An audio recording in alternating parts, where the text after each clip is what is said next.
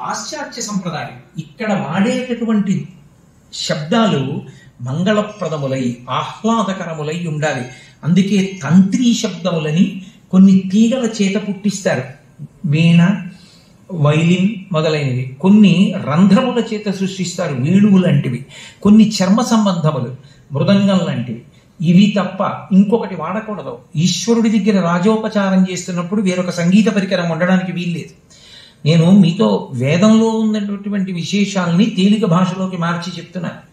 కాబట్టి ఏదైనా సరే ఒక అక్షరము ఉన్నది అంటే అందుకే అక్షరాభ్యాసము.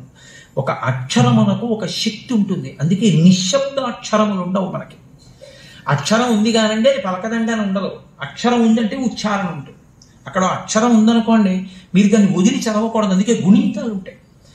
వెంకటేశ్వర లేదు, వేంకటేశ్వర.